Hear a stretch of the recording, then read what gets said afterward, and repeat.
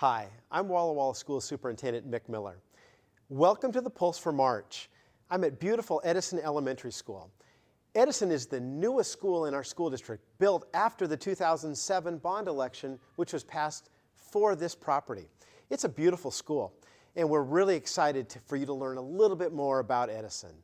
Today we're going to hear from Principal Josh Wolcott, as well as longtime teacher here at Barga. You know, we also had a bond election this past February for Wahi, and that bond election did not reach the 60% supermajority threshold. However, we're going to be getting much more information out to the community and hopefully getting much more feedback from the community, because we know we've got more work to do on that project. It will be coming back. Which way, we're not sure yet, but it'll be coming back out to the voters. But today we're not talking about Wahi, it's about Edison. So please join me as we learn more about Edison Elementary School.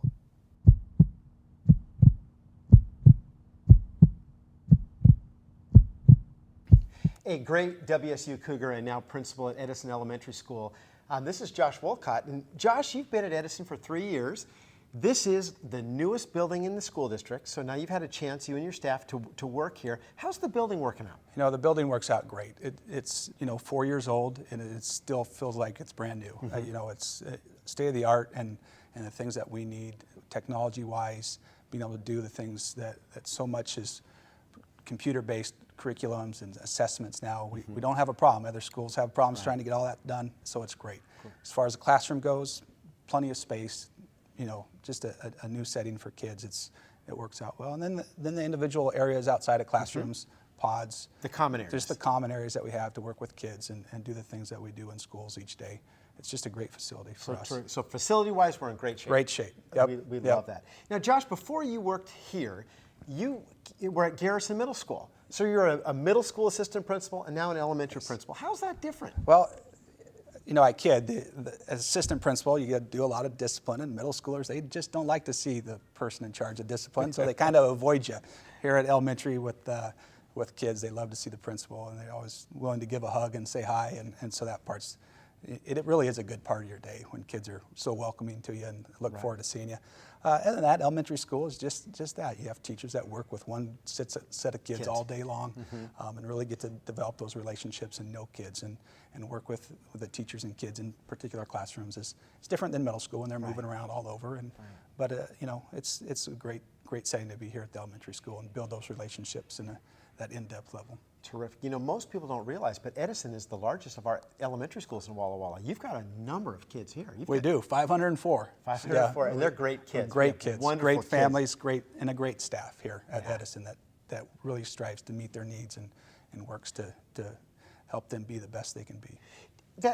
Building on that, to meet those student needs, what are some kind of goals you have for kids and the staff here? Yeah, we have a great staff and a great student body, and it's a lot of diversity to that student body, and so to meet their needs, we work hard. But really, it's this, our mission statement is being able to meet their academic needs on an individual basis and develop positive self-worth for each of our kids.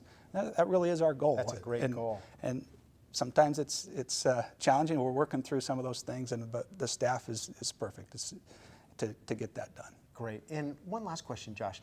Next year, you'll be a fully implemented dual language school. We will. Yes, it'll be the fifth graders, right? Yeah. So our dual language program started when the building was new in kindergarten and first grade. It's each year moved up. It's now going to be in fifth grade next year. Feel really good to have that all the way solidified across the board, and having students learn in English and Spanish throughout the day. It's just really commendable. And this weekend I was reading a report from the state of Washington OSPI, and 89% of second language learners receive instruction in just English only. Wow. And it's highly recommended. All the research strongly says they need it in their native language and also in the English language, receiving instruction in both. So I think as a district we are to be committed that our kids do that here. Our second language learners here in this district are able to learn in both languages, and that's exciting for that dual language program, and to be all the way through and meeting the needs of kids. Great. Well, Josh, thank you very much. Thank you. Have a good day.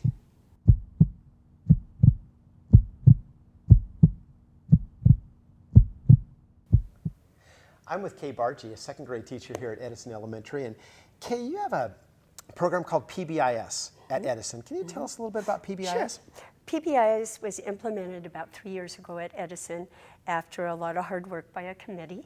And PBIS stands for Positive Behavior, Incentives, and Support. And basically what it does is it teaches the students expected behaviors to help them do the right thing. And so at the beginning of the year, all the students are taken to targeted areas where behavior can sometimes be a little challenging. So they go to the cafeteria, the halls, the bathrooms, and the cafeterias, or excuse me, the playgrounds, and they are taught expected behaviors. Okay. And this behavior is modeled, and then they also have opportunities to practice. Now, you know, as a classroom teacher, all teachers have behavior expectations. Absolutely. But with PBIS, the behavior expectations don't vary by classroom and by teachers. There's one set of expectations. And so the students have more of an opportunity to be successful. Great. And have you seen success with it? It's my understanding that there are many less referrals to the office. Right. We also have in place what's called the Fantastic Four. And so students caught doing the right thing can be given a Fantastic Four award by any staff member. And this is for showing respect, making good decisions, solving problems, and working hard. And then at the end of the week, they have an opportunity to be involved in a drawing if their name has been selected from a bucket where they put the tickets for the Fantastic Four in. That's wonderful. Yeah. Now, you've also been a part of a program called Books for Babes. Yes. For a long time. A long time. You know, yeah. tell us about I Books for will. Babes. Books for Babes started about, it had to have been 12 years ago when Miss Danita and I were working in kindergarten, and we were concerned that it's almost too late when kids start kindergarten. Right. For those that haven't been read to, that Right. don't know the pure joy of books. And she and I talked about, oh yes, we should go visit every newborn mom and talk to them about how books are important and read to your babies.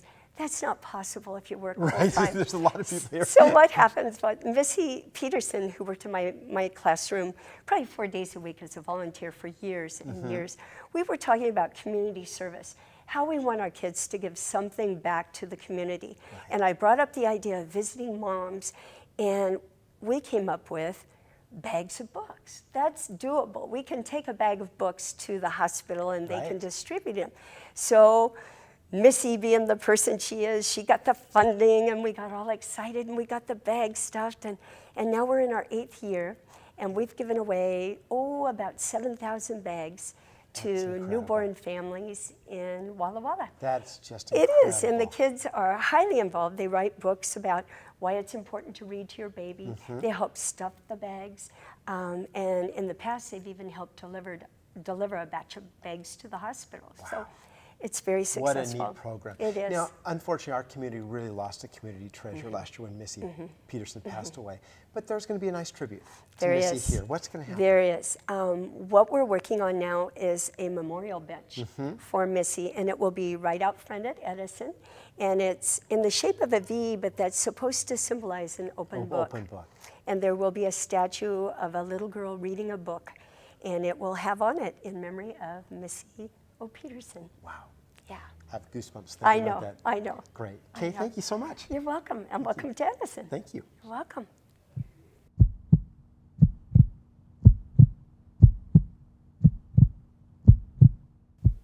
Lee Katsel is a 5th grader at Edison Elementary School. And Lee, first, thank you for taking a couple minutes to talk with us today. And you're going to be at middle school next year. What are you looking forward to at Pioneer? Football and history. I'm looking forward to those two. Excellent. You know, I'm an old football coach and history teacher, so I really like hearing that. You told me history is your favorite subject. How come? It's really fun because it feels like you're actually in the 1700s, 1600s, whatever you may be learning about. And it's really fun. And we did something online a little bit ago, and you have to make your own decisions about what you would do if you were the pioneers and going to America and stuff like that. That's great. So you actually felt like you were there. Yeah. That's terrific. Now, Lee, a big deal here at Edison are the Fantastic Four. What are the Fantastic Four? Show respect, make good decisions, solve problems, and work hard. And work hard. Terrific. Lee, thank you so much, and wish you all the best next year at Pioneer. Yep, thank you. Thank you.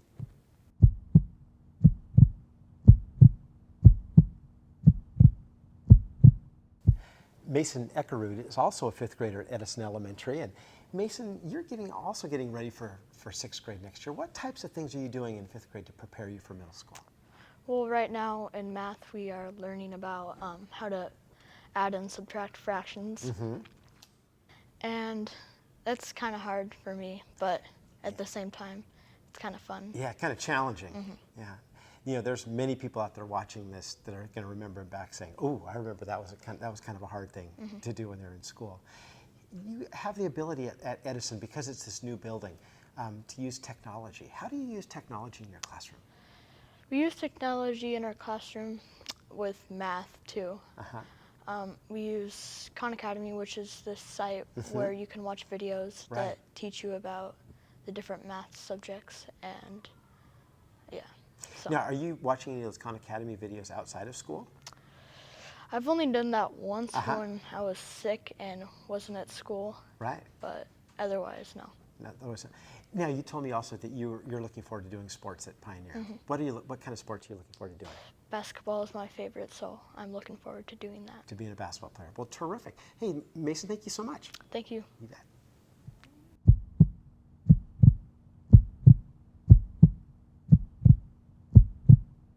Thank you so much to Josh, Kay, and to our students. Hope you've learned a little bit more about Edison Elementary School today. Now, March is a big month in our school district. We've got spring sports starting, the days are getting longer, so we're going to have many more kids out and about on their bikes and walking to and from school. So we just want to continue to give you that reminder to be careful in those school zones. Lots of little guys and little gals are out on the bikes and walking to school. Also, this is the month where we have our HISP testing, our high school proficiency exams are going on at Walla Walla High School, and we want to wish all of our WA students the absolute best on those exams. And also the first week in April is spring break. I can't believe that the school year is now almost 3/4 of the way over. So, boy, we wish the best to everybody on spring vacation. Thank you so much for joining us today. We hope you have a wonderful March and a great spring. Thank you so much.